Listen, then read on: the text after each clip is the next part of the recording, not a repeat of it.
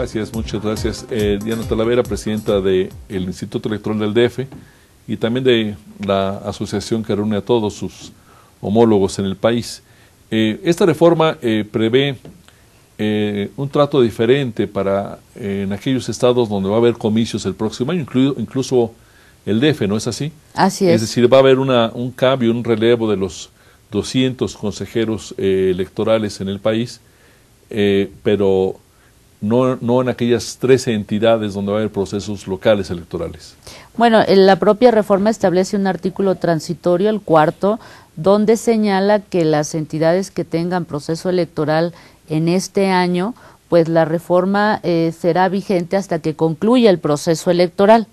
Entonces, lo que va a pasar en estas entidades es que se organizará el proceso en los términos que está actualmente formuladas las leyes locales, en este caso, por ejemplo, en el Distrito Federal, con el Código de Instituciones y Procedimientos Electorales del Distrito Federal vigente y con el Consejo como está también integrado actualmente, ¿no? Porque nosotros ya comenzaremos el proceso la primera semana de octubre de este año.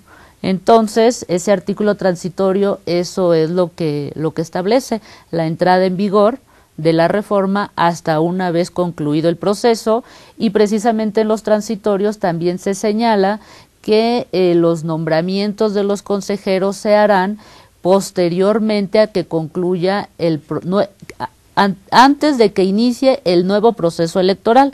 Estamos hablando de que el próximo proceso electoral será 2018. Sí. Entonces los consejeros los nuevos consejeros o los consejeros que se designen tendrán que estar antes de que inicie el proceso 2018. Y antes de que inicie el proceso... ustedes van a durar un par de años más por lo menos en esa chamba. Pues eso es lo que dice la reforma. ¿Cuál es la situación en lo que se refiere a el INE? ¿Cuál es su balance de las atribuciones que se le otorgan? Yo diría que empezando con el hecho de que le cambien de nombre. Yo creo que habemos millones de mexicanos que identificamos al IFE como una institución importante en este país, y ahora tenemos que empezar a aprender que ya no se llama IFE. Cuando le dicen a uno, préstame tu IFE, ahora le van a tener que decir, préstame tu INE. Sí. Era necesario. El IFE tuvo varias reformas a lo largo de los años, le dieron cada vez más atribuciones. Entiendo que desde que fue creado casi 50 atribuciones más en todos estos años. ¿Por qué no simplemente le dieron más atribuciones y le dejaron el nombre? Pero ¿cuál es su balance en general? ¿Cuál es su balance sobre este gran instituto electoral en cuanto a su poder? Desde el principio que se estableció el cambio de nombre, nosotros no lo compartimos, porque podría haberse hecho esta reforma sin necesidad de cambiar el nombre del Instituto Federal Electoral y todo lo que implica y todo lo que a lo largo de estos años ha significado el IFE. Aquí le debemos, es una novedad decir al Congreso, pero ¿quién fue el genio en el Congreso que se le ocurrió eso? Sí, no sabría. La persona, la persona que propuso el cambio del IFE por el INE, como tal, el autor del nombre, no lo sabemos. Quería pasar a la historia, pero no va a pasar de manera muy digna, yo creo. Así es. Y bueno, en estas nuevas atribuciones que tiene el INE y que, digamos, son parte de lo que implica la reforma, ¿cuáles son? La parte de la redistritación. Ahora la distritación electoral local la va a hacer el IFE, ya no la harían los institutos locales. Es decir, las demarcaciones en cada zona territorial de donde sale un diputado. Así es, esa parte es algo nuevo que no tenía el INE. La designación de los funcionarios de los consejos que hemos mencionado, también está señalado ahí, aunque bueno, la reforma ya es un poco confusa, el caso de la designación de los funcionarios de las mesas directivas de casilla, la ubicación de las casillas, la elaboración de materiales electorales y documentación electoral, la parte de la fiscalización, también la parte de la fiscalización por completo, tanto de los procesos locales como federales, la asume el IFE, ¿no? Incluso señala el IFE que ya no será necesariamente a través de esta unidad técnica que tiene de fiscalización, sino que el Consejo General del INE, definirá cuál será el mecanismo que utilizará en esta fiscalización y en todo caso qué órgano interno designará para llevar a cabo esta fiscalización. De pronto, de acuerdo con la reforma, el INE puede atraer bajo su control, digamos, cualquier proceso electoral. Sí. Me imagino un proceso electoral en Mérida, por ejemplo, o en alguna otra población que sea tradicionalmente muy disputada. De pronto el INE puede decir, aquí ya no funciona el Instituto Electoral. Me imagino bueno, que no dice que ya no funciona, ya digamos, sí funciona, pero ellos tienen el control del proceso. Así es, como está ahorita en la reforma, dice que con el voto de 8 consejeros de los 11 en el Consejo General se puede hacer cargo desde la organización de una parte del proceso electoral hasta el proceso completo.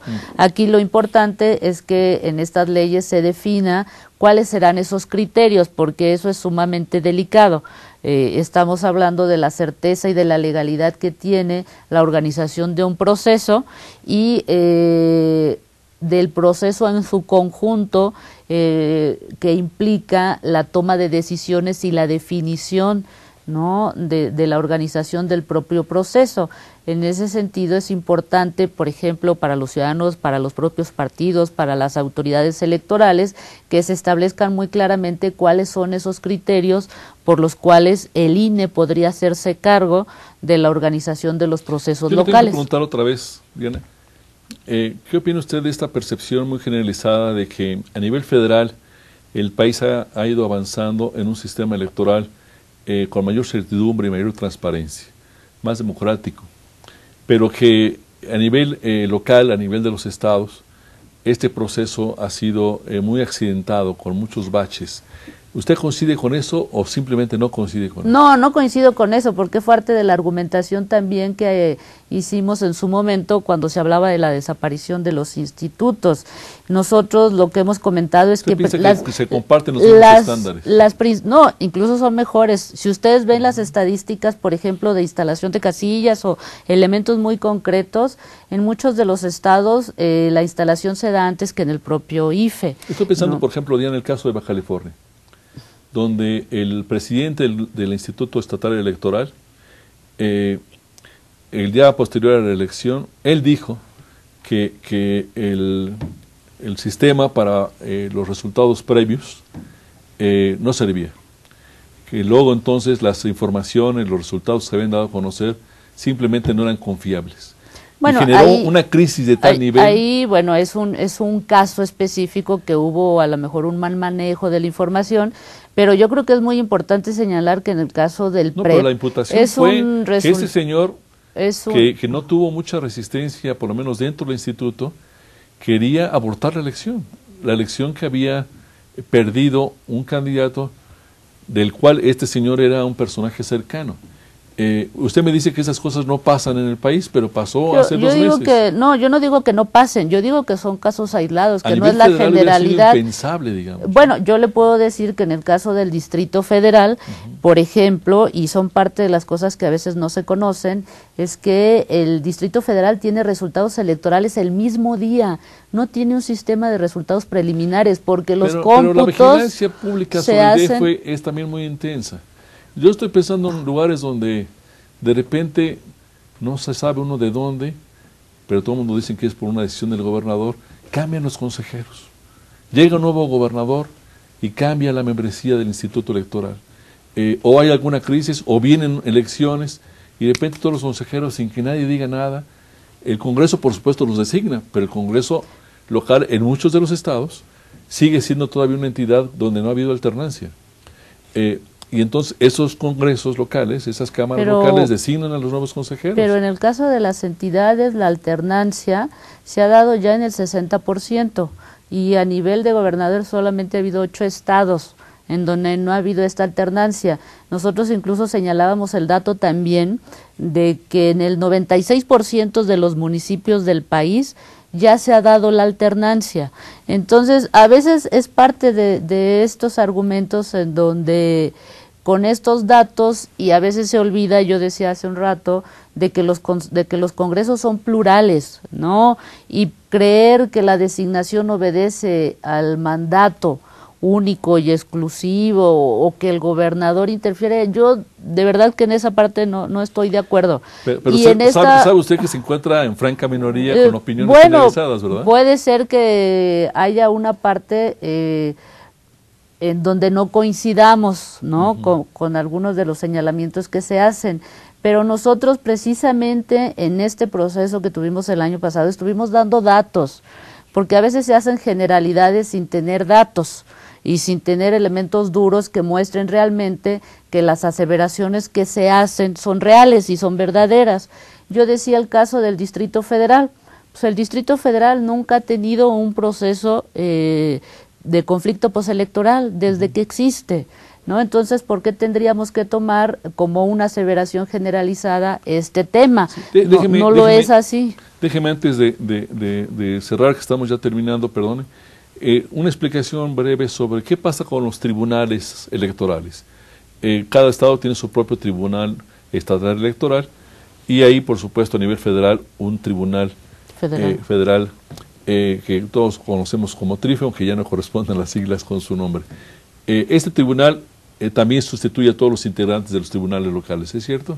No, los nombrará el tribunal, y en una segunda instancia, si no los nombra el tribunal, los podría nombrar el Senado, ¿no? Pero también se establece el mismo, digamos, el mismo criterio respecto al caso de los procesos electorales que inician este año.